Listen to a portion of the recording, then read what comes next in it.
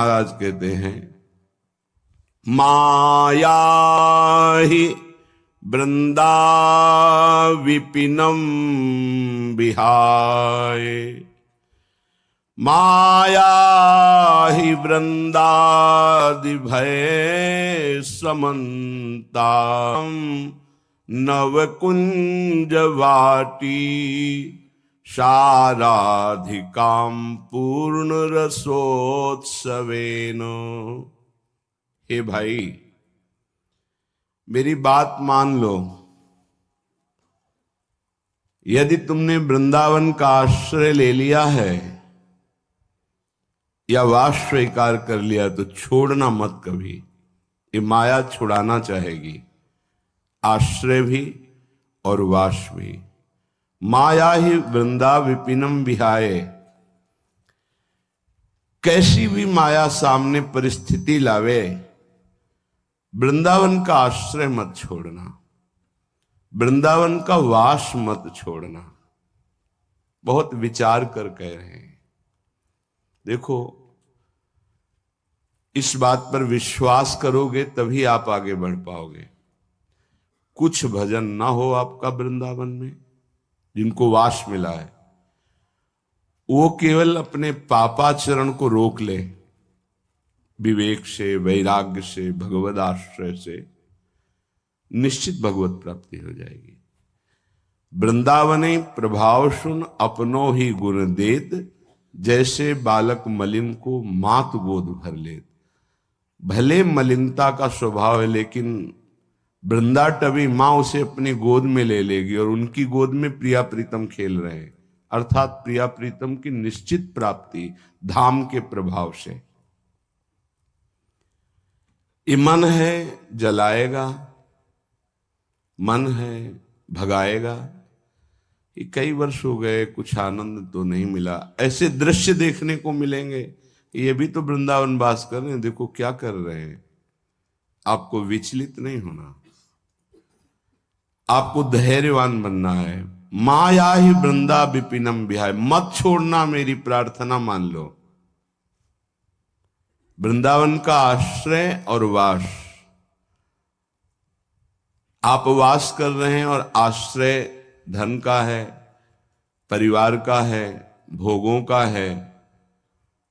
अभी कुछ वास में कमी है। तन मन के बन सेइए, तन से भी और मन से। मन से आश्रय होता है और तन से वास होता है। अगर तन से वास हो रहा है, मन का आश्रय संसार विषय भोग संसार संबंध है, तो हो सकता है आपको यहां रहने पर भी आपका एक जन्म और हो। यदि आश्रय पक्का और वास पक्का तो भगवत प्राप्ति पक्की, इसमें संशय न करें। तन से आप वृंदावन नहीं रह पा रहे, लेकिन मन से आश्रय लिए भगवत प्राप्ति पक्की। तन से आप वृंदावन रह रहे हैं, मन से आप विषयों का आश्रय लिए हैं, तो एक जन्म और लग सकता है। ये हमारी बात बिल्कुल अक्षरशः आप हृदय में बैठा लीजिए। माया ही वृंदादि भय समन्तात, क्योंकि यदि आश्रय छोड़ दिया तो भय की संभावना है, अर्थात आवागमन चक्र से मुक्त होना बहुत कठिन है। कहां तुम्हारी वृत्ति फंस जाए, अंतिम समय क्या चिंतन हो, घाटा हो जाएगा हमारा। हम अगर वृंदावन के आश्रित हैं तो इसका एक चमत्कार है। आप बाहर कहीं भी रहते हो, जब शरीर छूटने का समय आएगा तो वृंदावन अपना प्रभाव दिखा देगा। आपके मानस पटल पर राधा नाम आ जाएगा, राधा रूप आ जाएगा और आप मुक्त हो जाएंगे। विश्वास करो, क्योंकि विश्वास से ही भक्ति दृढ़ होती है।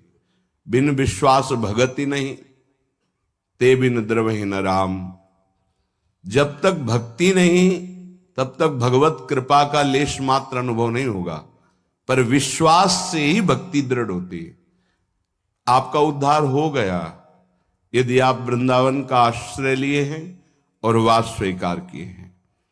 अब आगे कह रहे हैं कि आपको वृंदादि भय समन्तात, विषयी पुरुषों के समूह से भयभीत रहना चाहिए, क्योंकि इनके संग से वृंदावन का रंग छूट सकता है।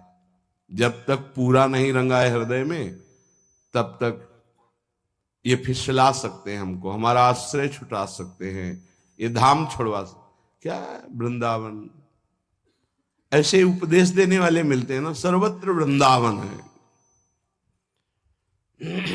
स्थिति वासनाओं में है, भोगों में है, और उपदेश शुरू हो जाता है सर्वत्र वृंदावन है।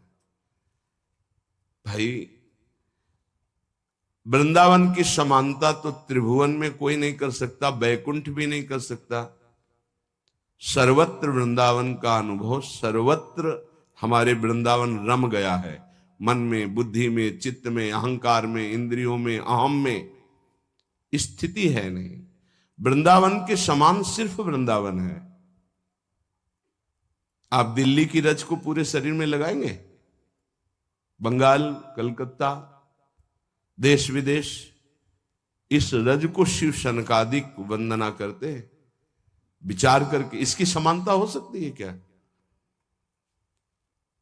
अव्यक्त रूप में तो भगवान सर्वत्र विराजमान है, लेकिन बाकी बिहारी के रूप में, राधा वल्लभ जी के रूप में, राधा रमण रूप में, यहां देखो घर घर ठाकुर, घर घर आराधना हो रही। एक महाभागवत होता है तो योजनों भूमि को पावन माना जाता है, यहां तो गली गली में एक से एक भगवत प्रेमी महात्मा है। क्या जानते हो, प्रेमी महात्मा कोई मुकुट लगा के घूमते हैं क्या, कि आपको दूर से नजर आएगा ये देखो मुकुट लगा है तो प्रेमी हो गया। जब तक खुद प्रेमी नहीं होगा तो प्रेमियों की पहचान थोड़ी हो सकती है। श्रीपाद कह रहे हैं वृंदादि भय शमंतात, भयभीत रहो इस बात से कि कहीं विषयी पुरुषों का संग ना हो जाए। बहुत अंतराय पड़ जाता है साधना में, बहुत अंतराय, लक्ष्य में अंतराय पड़ जाता है विषयी पुरुषों के संग से। आप लोगों को शायद अनुभव नहीं है, विचरण करने वाले महात्माओं को ऐसे अनुभव होते रहते हैं, ऐसे दृश्य मिलते रहते हैं, ऐसे संग मिलते रहते हैं, जिससे पता चलता है यदि विषयी पुरुषों का संग करोगे तो भय है कि आपका परमार्थ लुट जाएगा, नष्ट हो जाएगा। शाराधिका ताम नवकुंजवाटीम शाराधिकाम पूर्ण रसोत्सवेन।